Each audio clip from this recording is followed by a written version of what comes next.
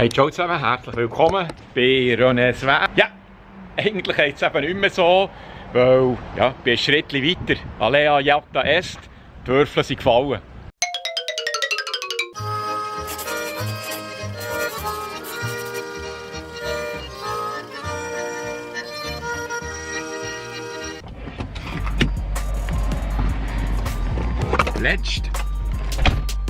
Oh. Beleuchtung anders einstellen. Jetzt ist es besser. Letzten Spätsommer habe ich mich entschieden, den Mut zu haben, noch etwas ganz Neues anzufangen, nämlich den Weg zum Doc-Filmer.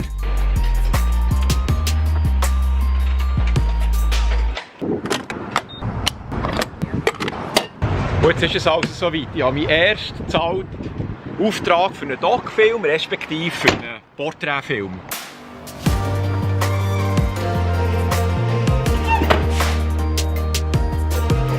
Ich habe mir dann versprochen, dass wenn ich so gut werde, dass jemand gewillt ist, mir etwas zu zahlen für einen Doc-Film, dann erlaube ich mir, über meine Ernährungskarriere nachzudenken.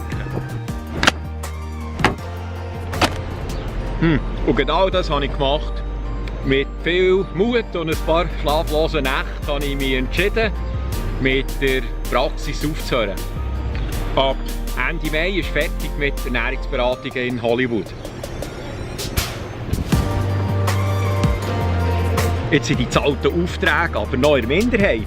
Und da ich weiterhin besser werden kann und bessere Doc-Filme machen und ein besserer Interviewer werde, habe ich natürlich auch private Projekte, wo ich dran bin. Eine Serie nenne ich die 6-Minute-Documentaries. Da kann ich spannende Leute interviewen und dann ihre Geschichte in 6 Minuten erzählen. Zur Feier des Tages würde ich gerne die erste Folge mit euch teilen und ich werde die nächsten Montag aufladen. Die Geschichte handelt von einem Surfer aus einem Binnenland. Ich würde mich natürlich freuen, wenn ihr mal reinschaut und ich bin gespannt auf euer Feedback.